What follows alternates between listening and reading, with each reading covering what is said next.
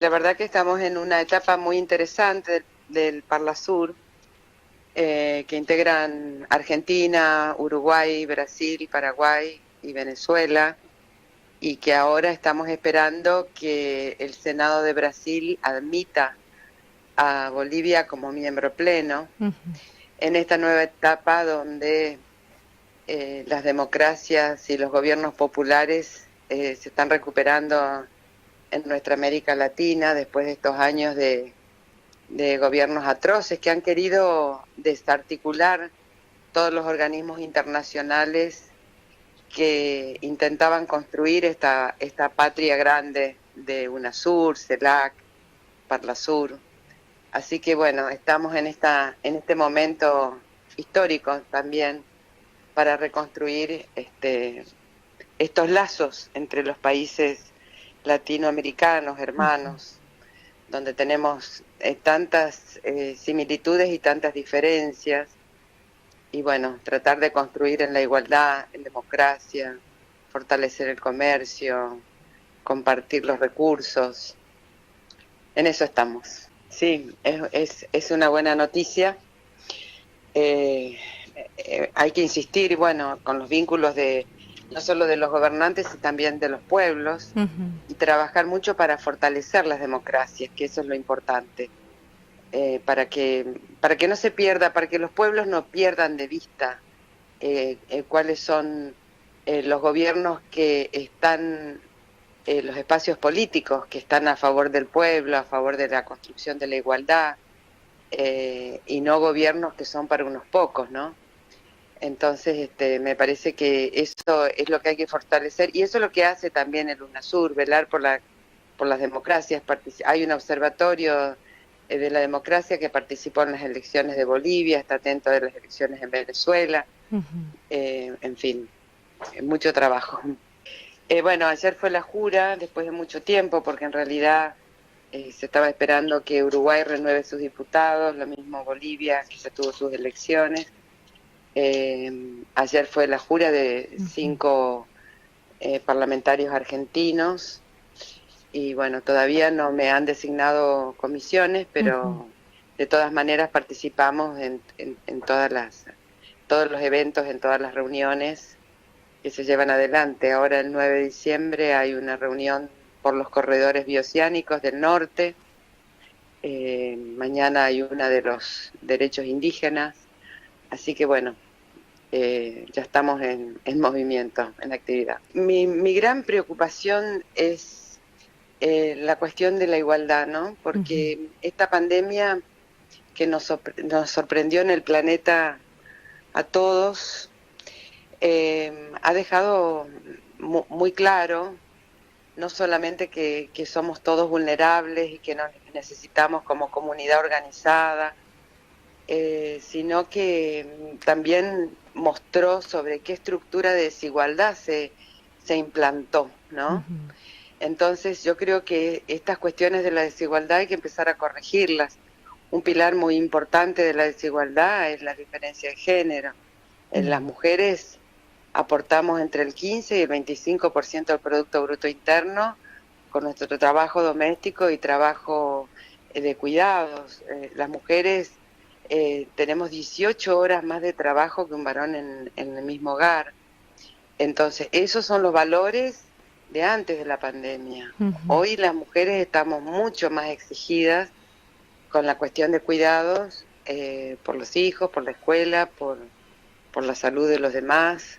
Entonces hay que, además de la cuestión socioeconómica, que es una desigualdad importante como la de género, hay que empezar a trabajar la manera de romper esas desigualdades. En el gobierno nacional se ha presentado un proyecto de política de cuidado que a mí me parece que es muy interesante, porque no solamente que impacta en el mercado laboral, sino que también es una oportunidad de trabajo y también permite pensar una economía más humana, más centrada en las personas, que puede corregir el patriarcado, Mm. y cuando corrijamos el patriarcado también vamos a corregir otras desigualdades como consecuencia de eso. Así que me parece que hay que buscar las formas de que en todos los países de Latinoamérica podamos romper un poco esas desigualdades, plantearlas, observarlas. Bolivia es una experiencia muy interesante porque durante los gobiernos de Evo hizo mucho hincapié en las desigualdades socioeconómicas y en las desigualdades de los pueblos indígenas y de las mujeres. Ujú. Las mujeres en Bolivia ocupan más del 50% de las bancas. Y eso no es en vano. A nosotros en la Argentina todavía, a pesar de tantas leyes y que nosotros somos un faro en el mundo en relación con la legislación, en relación con los derechos de las mujeres y de los derechos humanos en general, en la práctica eso no se cumple. Aún en los ámbitos políticos nos cuesta mucho que los compañeros, que los dirigentes tengan una valoración sobre la representación que las mujeres debemos tener. Exactamente. Entonces, mientras eso no se rompa, nunca vamos a superar ese techo de cristal. Fíjate, Delfina, lo que pasó con la ley de paridad de género. Ujú. Había un proyecto de una senadora de Chubut que se llama Nancy González, que era el único que planteaba que en las fórmulas de paridad varón-mujer hubiera alternancia para que a la vuelta de la segunda elección hubiera 50% en las cámaras. Ujú. Entonces, si en una provincia empezaron la lista con varón-mujer, en la próxima elección tenían que empezar con mujer-varón, cosa de llegar al 50%. Bueno, eso es lo primero que quitaron del proyecto de ley cuando se trató y se aprobó con mucho esfuerzo, pero no superamos el techo del 40%. Entonces ahora se está pensando en reformarlo nuevamente, pero Ujú. todo es con mucha dificultad, digamos, ¿no? Y las diferencias están en todo, Ujú. en cosas hasta muy simples. Yo siempre digo cuentos, ¿no? Es decir, en las reuniones de bloque, por ejemplo, pide la palabra a una mujer y hay que hablar rápido, buscar las palabras adecuadas, el tono correcto para, para poder expresar las ideas. En cambio, los varones tienen todo el tiempo del mundo como si fueran grandes profetas. Ujú. Yo creo que hoy en el Senado, por ejemplo, porque tenemos una presidenta mujer, por primera vez en la historia, las comisiones importantes están presididas por mujeres. Ujú. Y en el gobierno de Cristina yo creo que Néstor también, porque Néstor tuvo a Nilda Garré, por ejemplo, de ministra de Defensa, que fue un ícono, digamos, de las mujeres en el poder.